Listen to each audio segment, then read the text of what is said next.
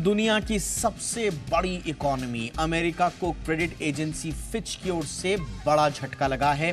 Fitch ने US की credit rating को AAA से घटाकर AA+ कर दिया है। फिच की रेटिंग के बाद दुनिया भर के मार्केट्स में हाहाकार मच गया। भारत की बात करें तो निफ्टी 207, सेंसेक्स 677 और निफ्टी बैंक 597 अंकों की भारी गिरावट देखने को मिली। आखिर फिच ने अमेरिका को कम रेटिंग क्यों दी, इसके पीछे की वजह भी जान लीजिए। दरअसल अमेरिका में कर्ज की जबरदस्त बढ़ोतरी हुई। 2 महीने पहले देश में बड़ा कर्ज संकट देखने को मिला था। मई महीने की बात करें तो अमेरिका में कर्ज का दबाव बहुत ज्यादा बढ़ गया था। ऐसे में कर्ज की सीमा को बढ़ाने के लिए बाइडेन सरकार और रिपब्लिकन पार्टी के बीच जबरदस्त खींचतान चली थी। बाद में दोनों पार्टियों के बीच समझौता हुआ और देश की कर्ज सीमा बढ़ाकर $31.4 ट्रिलियन कर दी गई। ऐसी परिस्थितियों में अमेरिकी सरकार में पैसे लगाने वालों के बीच नकारात्मक असर देखने को मिला। इसी की वजह से फिच ने अमेरिका की क्रेडिट रेटिंग को घटा दिया और जैसे ही फिच ने रेटिंग कम की, दुनिया भर के बाजार गिरने लगे। हालांकि फिच की क्रेडिट रेटिंग के बाद अमेरिका के व्हाइट हाउस से बयान भी सामने आया। अमेरिका का कहना है कि एजेंसी ने रेटिंग देते समय मनमानी की है। अमेरिका के वित्त मंत्री जेनेट येलेन ने कहा कि एजेंसी ने पुराने डेटा को देखते हुए अपनी रेटिंग दे दी। कुल मिलाकर कहें तो यूएस की क्रेडिट रेटिंग के कम होने से दुनिया भर के बाजारों में कोहराम है। बाजार हरे से लाल निशान पर आ गए। अब देखना यह है कि बाजार पर इसका आगे क्या इंपैक्ट होगा और संभलेंगे कब तक बाजार। ओवरऑल इकोनॉमी पर इसके असर की भी बातचीत करेंगे, एनालिसिस करेंगे बहुत ही खास मेहमान के साथ। हमारे साथ हैं ग्लोबल मार्केट एक्सपर्ट और एलिमेंट्स प्लेटफॉर्म्स के चेयरमैन अजय बग्गा जी। अजय सर, बहुत बहुत स्वागत है। रेटिंग घटी तो स्वाभाविक रूप से सर दुनिया भर के बाजार में थोड़ी जो सहम गए थे, लेकिन इसका हमारे ऊपर किस तरह का असर पड़ेगा? ड्यूरेबल इंपैक्ट आप देख रहे हैं या नी जर्क इंपैक्ट से हम अब उबर जाएंगे सर? देखिए दीपक जी, इसमें दो तरह से इसको देख सकते हैं। एक के 2011 में 12 साल पहले एक और rating agency Standard and Poor's ने अमेरिका की रेटिंग घटाई थी। उस टाइम ओबामा प्रेसिडेंट थे और यही डेट सीलिंग जो अमेरिका की थी उस पर विवाद चल रहा था। रिपब्लिकन कंट्रोल्ड उनकी लोकसभा थी जहां पारित नहीं हो रहा था नया सीलिंग, और फिर काफी एक्रीमोनियस डिबेट के बाद वो पारित हुआ। बट एक महीने के अंदर S&P ने रेटिंग घटाई थी। उस टाइम अमेरिका के मार्केट काफी शार्पली गिरे थे 5%। तो मार्केट ये सोच रहा था कि क्या इस बारी भी वो होगा। इस बारी वो नहीं होगा। क्यों? 2011 में क्या चल रहा था? यूरोजोन का सॉवरेन डेट क्राइसिस चल रहा था, ग्रेक्सिट चल रहा था, पिग्स के जो नेशन है उनके डेट को लेके, पूरे यूरोप के डेट को लेके बहुत रिस्क ऑफ चल रहा था। और आप देखें तो यूएस के रेट कट हो रहे थे और ग्लोबल फाइनेंशियल क्राइसिस तब भी ताज़ा था लोगों के ज़हन में। तो इस सब के चलते मार्केट गिरे, बट वो शॉर्ट और शैलो थे। एक महीने बाद, 3 महीने बाद, 12 महीने बाद मार्केट ने बहुत अच्छा किया और सितंबर उस साल में ऑपरेशन ट्विस्ट लेके आए बेन बर्नान के। आपको याद होगा 2011 सितंबर में ऑपरेशन ट्विस्ट भी उन्होंने किया लिक्विडिटी बढ़ाने के लिए। कोई इम्पैक्ट नहीं हुआ अमेरिका के फंड रेजिंग की तरफ, ट्रेजरी की तरफ या डॉलर की तरफ। इस बारी उल्टा अमेरिकन इकोनॉमी स्ट्रॉन्गर है। यूरोप में वो संकट नहीं है डेट का। अनएम्प्लॉयमेंट जो 9% भी थी 2011 में, आज के दिन में 3.6 है। और रेट तो कट होने वाले, अभी तो बढ़ रहे हैं रेट क्योंकि इकोनॉमी इतना अच्छा कर रही है। तो और 10 दिन पहले ही तो फेड ने रेट बढ़ाए हैं। तो उनको बिल्कुल समझ है कि बहुत अच्छे रेट है, बहुत अच्छी इकोनॉमी चल रही है, तब उनको कॉन्फिडेंस है रेट बढ़ाने का। तीसरी बात जो है, जो चेंज हुआ 2011 के बाद, कई सॉवरेन फंड्स या पेंशन फंड्स का नियम है कि AAA रेटिंग में ही वो डाल सकते हैं। तो एक नया क्लॉज दीपक जी लाया गया, गवर्नमेंट गारंटीड। तो गवर्नमेंट गारंटीड जो पेपर है वो भी चलेगा, ट्रिपल हो, ए हो ना हो। ये 2011 में तब्दीली लेके आ गया था अमेरिका, तो ये इसमें कोई इम्पैक्ट नहीं होने वाला, शॉर्ट एंड शैलो इम्पैक्ट है।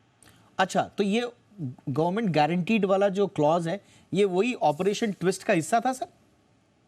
हाँ, उसी से उससे पहले आ गया था। अच्छा, उससे पहले आ तो गया ये था। ट्रिपल ए की जगह, क्योंकि ट्रिपल ए अब कितनी कंट्रीज रह गई हैं, नॉर्वे ले लीजिए, जर्मनी, ऑस्ट्रेलिया, सिंगापुर, स्विट्जरलैंड, गिनी चुनी ट्रिपल ए कंट्रीज हैं, और उनमें से कोई भी ये 30-40 ट्रिलियन डॉलर्स का ट्रेजरी नहीं संभाल सकता। इतनी बड़ी इकोनॉमी नहीं है किसी की ऑफर करने के लिए। तो जो यूएस डॉलर का रोल है रिजर्व करेंसी का, और यूएस ट्रेजरी का रिस्क फ्री एसेट, जब हम कोई भी मॉडल दीपक जी फाइनेंस में चलाते हैं, रिस्क फ्री रेट हम लेते हैं, रिस्क फ्री एसेट लेते हैं, वो यूएस ट्रेजरी लेते हैं, और मोस्टली 10 साल का यूएस ट्रेजरी सब मॉडल्स में वही चलता है। तो वो तो बदलने नहीं वाला। 59% दुनिया का रिजर्व, एफएक्स रिजर्व अभी भी डॉलर में बैठा है। 80% आपकी जो ट्रेड है गुड्स की, वो डॉलर में चलती है अभी भी। तो ऐसे तो कुछ होने नहीं वाला। और 2011 में आप इससे हैरान होंगे कि सेफ हेवन बाइंग आई, कि जब रिस्क ऑफ हुआ और क्या खरीदा गया, डॉलर खरीदा गया और यूएस ट्रेजरी खरीदा गया। तो रेटिंग डाउनग्रेड में उल्टा सेफ हेवन, जब रिस्क ऑफ हुआ, लोगों ने आके डॉलर और यूएस ट्रेजरी खरीदा। इस बारी थोड़ा सा एक विकट समस्या है कि कई सॉवरेन फंड्स कहते हैं 2 में से 3 सॉवरेन रेटिंग्स अगर ट्रिपल ए हो तो ठीक है। अब क्या हो गया, एस&पी गया और फिच गया, अब सिर्फ मूडीज रह गया ट्रिपल ए वाला। तो वैसे सॉवरेन फंड्स को थोड़ी दिक्कत आ सकती है। बट जैसे मैंने कहा, एक विकल्प निकाला गया था ये गवर्नमेंट गारंटीड का, तो वो सब कॉन्ट्रैक्ट्स में अब गवर्नमेंट गारंटी लिखा हुआ है। जो गवर्नमेंट गारंटीड पेपर है उसमें आप इन्वेस्ट कर सकते हैं अमेरिका का, और गवर्नमेंट इसके पीछे रेटिंग गारंटी दे रही है, तो इसमें कोई प्रॉब्लम नहीं होने वाला। ये जो स्टॉक मार्केट का जो रिएक्शन है वो ये है कि आपका 16 महीने के हाई पे मार्केट चल रहा था, 5 महीने लगातार मार्केट बहुत अच्छा किया है। कल भी हमने 1 तारीख को भी देखा था थोड़ा रिएक्शन, अमेरिकन मार्केट में वीकनेस थी, और ये बहुत कॉन्सेंट्रेटेड एक रैली रही है। जो टॉप, जिसको हम मैग्निफिसेंट 7 कहते हैं, टॉप 7 स्टॉक्स आप देखें, नियरली सारी रैली उनमें से हुई है। तो 600-700 पॉइंट जो S&P 500 भागा है, उसमें से 500 पॉइंट तो आपके ये मैग्निफिसेंट 7 है, जो मेगा टेक के स्टॉक्स हैं, एआई रिलेटेड स्टॉक्स हैं। अब एनवीडिया देखिए 200% से ज्यादा, 220% अप है। मेटा जो है 125% अप है, 50-50% अप बाकी है। और 493 बाकी स्टॉक्स अगर आप देखें तो वो कोई 5% बढ़े हैं पूरे साल में, जबकि S&P 500 20% बढ़ा है। तो concentrated fast and furious rally थी, उसकी थोड़ी भाप निकल रही है। एक बहाना मिल गया मार्केट को थोड़ा सा इधर प्रॉफिट लेने का, ये उतना ही है। तो इस समस्या के ऊपर मार्केट में सेल ऑफ नहीं है। बाकी और माहौल कुछ और हो, कुछ और चीज आ जाए, उसका इंपैक्ट हो तो और बात है। ये ऑन इट्स ओन इतना बड़ा कोई संकट नहीं है। एब्सोल्युटली सर, और यही वजह है कि यूएस मार्केट जब खुले तो उतना ज़्यादा इम्पैक्ट नहीं दिखा जितना कि एक एक्सपेक्ट कर रहे थे, जिनको सिचुएशन के बारे में सही तरीके से पता नहीं है, लेकिन जिनको बग्गा सर जैसी बिटवीन द लाइंस बातें पता थी, उनको मालूम था कि इसका कोई इम्पैक्ट नहीं होगा। तो एक कुल मिला के नी जर्क इम्पैक्ट बस इसको कहा जा सकता है, ड्यूरेबल इम्पैक्ट इसका संभवतः नहीं। और जैसा बग्गा सर बता रहे हैं कि ऑपरेशन ट्विस्ट की भी आवश्यकता नहीं है, क्योंकि सिचुएशन में ही इस वक्त ट्विस्ट है। स्ट्रॉन्गर इकॉनमी, मार्केट्स और अनएम्प्लॉयमेंट की जो डेटा है वो सब पक्ष में है। लेकिन सर एक चीज़ है, जो फिच कह रहा है कि साहब डॉलर छापने आपने बंद नहीं किए तो हालत अभी गंभीर हो जाएगी, यानी मंदी आ सकती है। अब मेरा सवाल ये है कि ये 1.5-2 साल से चल रहा है कि मंदी आएगी, यूएस में मंदी आने वाली है। ये किस रूप में, या आ गई है या अब आएगी, इसकी ये ऐसा कोई इम्पैक्ट खुला खुला क्यों नहीं दिखा सर हमें अभी, और क्या आना बाकी है वाकई में, या अब आएगी नहीं यूएस में? ये मोस्ट प्रोजेक्टेड या मोस्ट एंटिसिपेटेड रिसेशन था। 65 के 65 इकोनॉमिस्ट लास्ट सितंबर 2022 में ब्लूमबर्ग के सर्वेस में दीपक जी 65 के 65 कह रहे थे कि फर्स्ट हाफ में रिसेशन आएगा, सेकंड हाफ में रिकवरी आएगी। मोस्ट एंटिसिपेटेड था, इस कारण वो मोस्ट पोस्टपोन्ड हो गया है। जो इतना मोस्ट एंटिसिपेटेड या मोस्ट प्रोजेक्टेड था वो मोस्ट पोस्टपोन हो गया है। अब आप आंकड़े देखिए अमेरिका के, पहले क्वार्टर में 2% की ग्रोथ, दूसरे क्वार्टर में जो पिछले हफ्ते नंबर निकल के आए 2.4% की ग्रोथ। तो यहां से नेगेटिव में गिर जाना, जहां वो 2.4% ग्रो कर रहा है, वो क्यों नेगेटिव जाएगा जब यूएस कंज्यूमर स्ट्रांग है, कंज्यूमर सेंटिमेंट 2 साल के उच्चतम स्तर पर है। आपका बिजनेस जो फिक्स्ड बिजनेस इन्वेस्टमेंट है 7.7% बढ़ा है साल दर साल। तो बिजनेस इन्वेस्ट कर रहे हैं, नौकरियां आपकी बढ़ रही हैं। नौकरियां क्यों बढ़ रही हैं? बिजनेस लोगों को ले रहे हैं क्योंकि उनका प्रॉफिट एक्सपैंड हो रहा है, उनका सेल्स एक्सपैंड हो रहा है।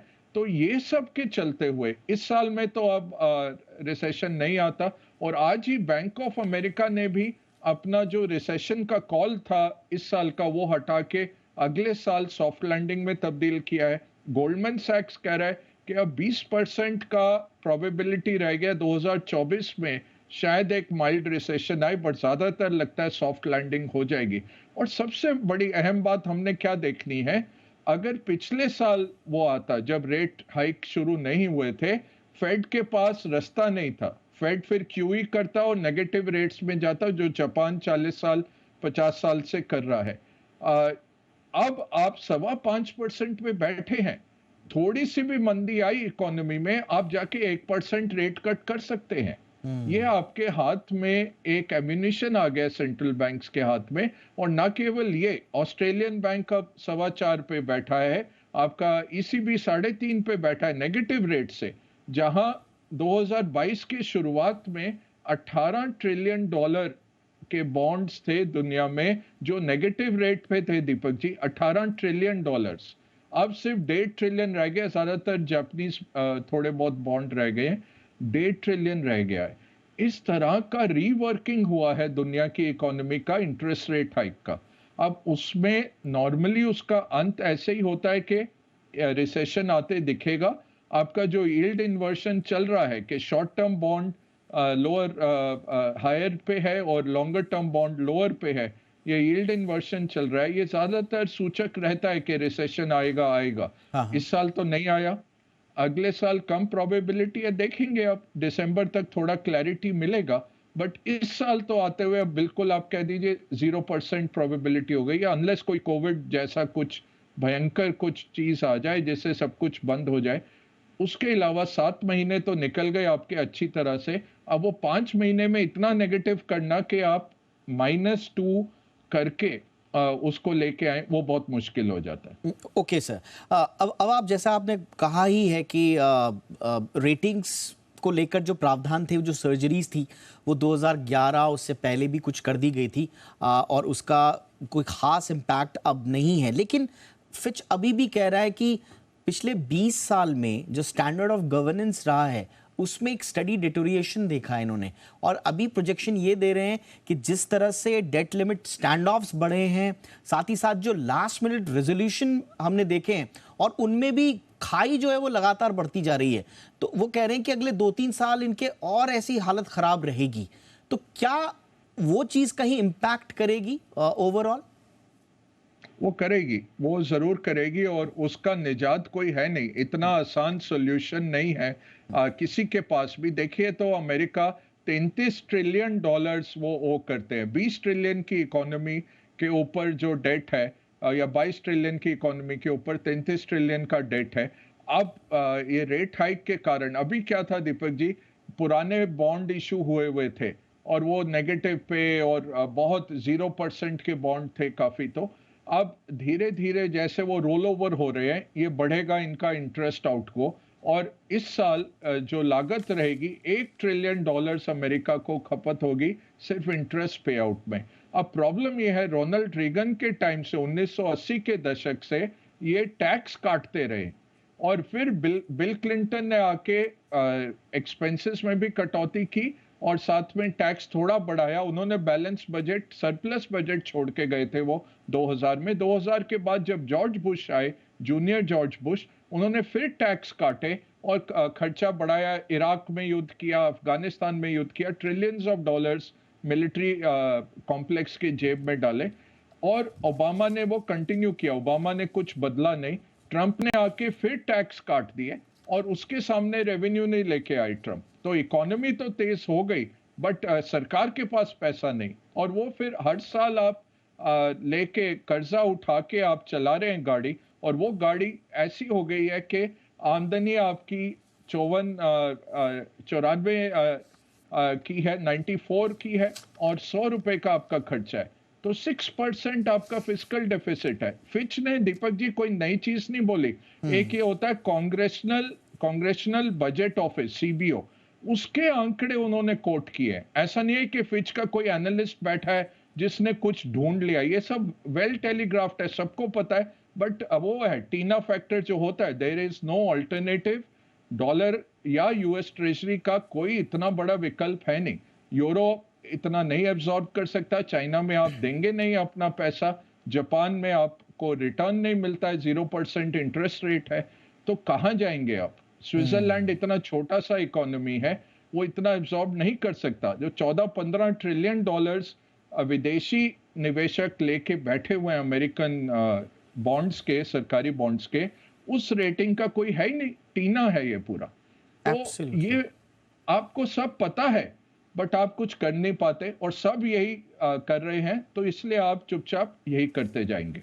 अच्छा, एक चीज है सर, ये अमेरिका में ऐसा क्या खास है, जैसे कि अभी हम फिच का देख रहे थे, गवर्नमेंट का जो डेट टू जीडीपी रेशियो है वो प्रोजेक्ट कर रहे हैं 118.4% 2025 तक। स्वाभाविक रूप से मीडियन से हायर है। इसके अलावा पूरी दुनिया में डी डॉलराइजेशन की बहस तेज हो गई जब यूक्रेन रशिया वॉर हुआ। जैसा कि हम बात कर ही रहे हैं कि ये लास्ट मिनट रेजोल्यूशन जो बढ़ते जा रहे हैं, इससे जो कॉन्फिडेंस है दुनिया का अमेरिका के फिस्कल मैनेजमेंट पर, वो कम हुआ है। थोड़ा सा सेल्फ रिलायंट की भावना पूरे देश में आ रही है, इंक्लूडिंग पूरी दुनिया में आ रही है, इंक्लूडिंग भारत। तो ऐसा लग रहा था कि ये सारी परिस्थितियां अमेरिका को फिस्कल रूप से, इकोनॉमिकल रूप से थोड़ा अलग थलग ना कर दें, लेकिन उसके बावजूद वो अच्छा कर रहे हैं। ये इसके पीछे का राज क्या है सर? जिसकी लाठी उसी की भैंस। 800 बिलियन डॉलर जो मिलिट्री पे साल का खर्च रहे हैं, जो दुनिया का पुलिसमैन है और डेमोक्रेसीज का प्रोटेक्टर है दुनिया भर में। अब यूरोप देखिए, यूरोप ने सेनाएं बिल्कुल काट दी। वो यूएस न्यूक्लियर डेटरेंट पे बैठे हुए थे। यूरोप में सेनाएं नहीं है, बहुत कम है। लाइक 50,000 लोग, 1 लाख रुपए की, 1 लाख लोगों की सेना है। वो अगर रशिया कल घुसा, एक कन्वेंशनल वॉर हो, रशिया के टैंक पूरे आधे यूरोप में ओवरनाइट जा सकते हैं। ये है कि अमेरिका पीछे बैठा हुआ है, अमेरिकन टेक्नोलॉजी पीछे बैठी है, और न्यूक्लियर असला जो है अमेरिका का पीछे बैठा हुआ है, वो प्रोटेक्ट कर रहा है। तो एक तो वो हो गया। दूसरा, जो वर्ल्ड वॉर के बाद अमेरिका रिजर्व करेंसी बना दुनिया का, वो अभी भी चालू है, और उसके सामने कोई विकल्प नहीं है। जैसे मैंने बोला, कंबाइंड यूरोप भी आप देखें तो कंबाइंड यूरोप में भी इतना एब्जॉर्प्शन कैपेसिटी नहीं है, और 27 कंट्रीज के पार्लियामेंट से हर चीज आपको पारित करनी पड़ती है। वो बहुत मुश्किल हो जाता है, बहुत अनवर्केबल है। जापान इतना बड़ा नहीं है, चाइना को आप ट्रस्ट नहीं करते, वो भी इतना हो सकता है कल को बढ़ा, बट तो और वो फोर्स करते हैं अफ्रीकन कंट्रीज, और जैसे रशिया के साथ उनका चल रहा है युआन में। इनफैक्ट इंडिया की तेल कंपनीज को रशिया ने फोर्स किया युआन में सेटलमेंट करने को, क्योंकि डॉलर पे पाबंदी है। तो ये dedollarization, weaponization of dollar, ये सब बहुत ठीक है, ये बहुत ट्रू है। बट एंड में बॉटम लाइन क्या है? 59% एफएक्स रिजर्व दुनिया का अपने डॉलर में रखा हुआ है, अमेरिका को मुफ्त में दिया हुआ है कि आप संभालिए हमारा पैसा। आपके डॉलर चलते हैं, कहीं भी दुनिया में आप जाइए, डॉलर आप फुली कन्वर्टेबल करेंसी है। इस तरह का फाइनेंशियल सिस्टम ओवरनाइट बनाना मुश्किल है। 20-25 साल लगेंगे, देखते हैं। और ये नहीं है कि ये नहीं हुआ है। कोई जमाना था कि डच गिल्डर होता था दुनिया का, फिर पोर्चुगल हो गया, फिर स्पेन हो गया, फिर टाइम आया, फ्रांस था, फिर इंग्लैंड आया, बीच में जर्मनी भी था। मैं जब फॉरेन बैंक्स में काम करता था, मैंने म्यूजियम्स में देखे हैं कि शंघाई रेल रोड ने रेज किया डॉइच मार्क में पैसा, या ब्रिटिश पाउंड स्टर्लिंग में। ये सब रिजर्व करेंसी होते थे। डॉलर एमर्जिंग मार्केट था उन 19th सेंचुरी में जी। यूएस। बट जब वर्ल्ड वॉर वन से शुरू हुआ डॉलर बढ़ना और अमेरिका का इंडस्ट्रियल माइट शुरू हुआ, वो अब 100 साल की रन हो गई है। कुछ आएगा जरूर, बट अभी कुछ दिखता नहीं है कि कौन आएगा इस करेंसी का सामना करने के लिए। सर ये वाला जो मोमेंट है, ये जो फिच से आउच हमने आज जो इसका नाम रखा था, ये आउच क्या इतना ज्यादा नहीं चुभा है? तो इसका मतलब क्या ये है सर कि दुनिया के लिए एक तरह से संदेश है कि हम अमेरिका हैं, हमको ऐसे ही स्वीकार करो, हम डॉलर छापते रहेंगे, अपनी सर्जरीज करते रहेंगे, हम ऐसे ही हैं, हम ऐसे ही दुनिया चलाएंगे और हमें ऐसे ही स्वीकार कर लो? क्या ये संदेश है सर? देखिए, आपके फेस पे तो कोई नहीं कहेगा। अब वो आज फिच को सब अटैक कर रहे हैं, बट फिच तो सिर्फ पोस्टमैन है। फिच ने जो ऑब्वियस था, कमरे में हाथी खड़ा हुआ है, they have just pointed to the elephant in the room कि भाई ये देख लो, आप तो अनसस्टेनेबल हो गए हो। अब सबको पता है क्या लोग कर रहे हैं दीपक जी, कि सेंट्रल बैंक्स भी सोना खरीद रहे हैं। इनफैक्ट जो सोना बैंक ऑफ इंग्लैंड में पड़ा रहता था कई सेंट्रल बैंक्स का, सबने घर मंगा लिया है। मुझे नहीं पता भारत ने भी मंगाया है कि नहीं, बट ये रशिया के ऊपर सैंक्शंस के बाद, स्पेशली एक डिक्टेटरशिप वालों ने कोई भी अब बाहर नहीं रख रहा है अपना सोना। सोना सब सेंट्रल बैंक्स खरीद रहे हैं, बट इतना सोने में रखना भी बहुत मुश्किल हो जाता है। आपको स्टेबिलिटी चाहिए, आपको लिक्विडिटी चाहिए, आपको प्रॉपर्टी प्रोटेक्शन चाहिए कि आप कल को बेचने जाएं, और कोर्ट्स हैं अमेरिका के जो आपको प्रोटेक्ट करेंगे।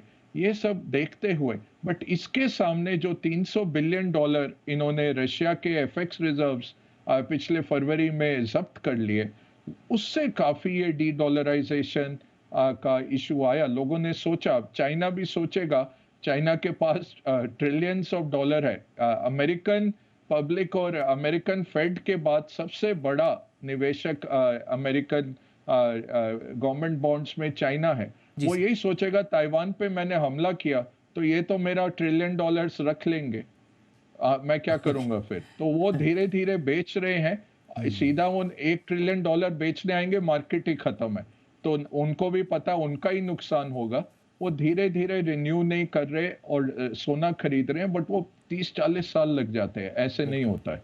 बिल्कुल। हालांकि सर मेरे सवाल पूरे हो गए, लेकिन डिबेट आपसे बातचीत इतनी इंटरेस्टिंग चल रही है कि मैं खुद को रोक नहीं पा रहा हूँ। थोड़ा सा अलग कॉन्टेक्स्ट का सवाल है, लेकिन मेरी ये जिज्ञासा है, ये जो मैं जिसका जिक्र भी किया कि सेल्फ रिलायंट, आत्मनिर्भरता, सिर्फ भारत का ही नहीं, बहुत सारी दुनिया में अब इस बात पे बात आ रही है, और डी ग्लोबलाइजेशन कहा जा रहा है। क्या वाकई में सर डी ग्लोबलाइजेशन हो रहा है, या जो तर्क दिया जाता है कि सेल्फ रिलायंट होंगे तो हम एक्सपोर्ट कर पाएंगे तो ज्यादा ग्लोबलाइजेशन होगा? आपको मौजूदा स्थिति दुनिया की क्या लग रही है सर? डी ग्लोबलाइज हो रहे हैं हम, या ज्यादा ग्लोबलाइजेशन स्ट्रांग हो रहा है? नहीं, डी ग्लोबलाइज स्पेशली कोविड के बाद, और इसका थोड़ा इश्यूज पॉलिटिकल भी है। उन्होंने सबने देखा कि चाइना क्योंकि फैक्ट्री बन गया है और वेस्ट की जो कंट्रीज हैं हॉलो आउट हो गए, उनके सर्विस जॉब्स है, ना वो स्टील बनाते हैं, ना वो फर्नीचर बनाते हैं, ना वो सोलर पैनल बनाते हैं, कुछ भी मैन्युफैक्चरिंग नहीं बना। हाई एंड जरूर है, जर्मनी वगैरह का इंडस्ट्रियल बेस है हाई लेवल इंजीनियरिंग का, बट चाइना फैक्ट्री बन गया तो सप्लाई चेन की तरफ लोगों को चिंता हो गई, और ये शब्द निकल के आई। पहले ऑफ शोरिंग होता था, मतलब आप बाहर सामान बना के आप लेके आएंगे, तो चाइना को ऑफ शोर कर दिया आपने। अब क्या कर रहे हैं, नियर शोरिंग। तो जैसे मेक्सिको में टेस्ला प्लांट बांध रहा है, मेक्सिको की इकोनॉमी बूम कर रही है क्योंकि अमेरिकन कंपनीज लेके आ रही हैं, तो नियर शोरिंग। फिर जेनेट येलन ने जो कहा था फ्रेंड शोरिंग, और भारत जैसे, वियतनाम जैसे कंट्रीज में आप मूव करिए अपनी फैक्ट्रियां जो आपके फ्रेंडली रेजिम है। ये नहीं कि जंग के टाइम वो इकोनॉमिक सैंक्शंस लगा देंगे। तो ये G20 की भी जो बैठक हुई इकोनॉमी की, उसमें जरूर वो निंदा करना चाह रहे थे। G7 की बैठक में भी उन्होंने पिछले साल ये पारित किया था कि चाइना हमारे इकोनॉमिक गले को पकड़ के बैठा है। अगर हम चाइना से कुछ भी निंदा ही करते हैं। ऑस्ट्रेलियन प्राइम मिनिस्टर ने कहा भाई कोविड कहां से निकला इसकी जांच होनी चाहिए। चाइना ने ऑस्ट्रेलियन आयरन ओर, कोयले, वाइन, मीट, डायरी, हर चीज पे चाइना ने पाबंदी लगा दी। अब उनको कोई और विकल्प मिला नहीं तो उन्होंने छोड़ दिया फिर, और लेबर गवर्नमेंट आ गई ऑस्ट्रेलिया में, उन्होंने भी हाथ मिला लिया चाइना से। बट ये असलियत है। कोरिया में अगर कोरिया वो यूएस का लाता है एयरबोर्न मिसाइल को गिराने का डिफेंस सिस्टम, तो चाइनीज पब्लिक को गवर्नमेंट कहती है कि जो कोरियन आपके डिपार्टमेंटल स्टोर हैं इनको आप पिकेट करिए, इनसे मत खरीदिए। तो ये चाइना वेपनाइज करता है इकोनॉमिक सैंक्शंस को। इसके चलते दुनिया में चाइना +1 की जरूर बात चल रही है, बट प्रैक्टिकली ये होना 15-20 साल लग जाते हैं, क्योंकि जो चाइना ने हासिल किया 1990 से लेकर 2010 तक पूरे दुनिया का फैक्ट्री बन गया, उतना स्केल किसी के पास नहीं है। और भारत जैसा डेमोक्रेसी तो बिल्कुल नहीं कर सकता है। 2 मिनट आप कुछ हाथ भी मिलाइए, सब पॉलिटिशियन शुरू हो जाते हैं सूट बूट की सरकार, या लाइन लगा लेते हैं मेरा क्या मेरा क्या। तो वो बहुत मुश्किल है। जो चाइना कर पाया आसान नहीं है। सही बात है। दशकों लगे हैं चाइना को इस स्थिति में आने के लिए, और कुछ सालों में या महीनों में वो सब बदल जाए ये संभव नहीं। और बहुत इंटरेस्टिंग हमारी बातचीत इस बारे में बहुत पहले भी हुई हैं, आगे भी होती रहेंगी। आई एम श्योर आज की चर्चा एक बार फिर से जितना मैंने एंजॉय किया आपके इनसाइट्स को सर, उतना ही हमारे दर्शकों ने भी किया होगा। बहुत बहुत शुक्रिया हमारे लिए वक्त निकालने के लिए। Thank you sir.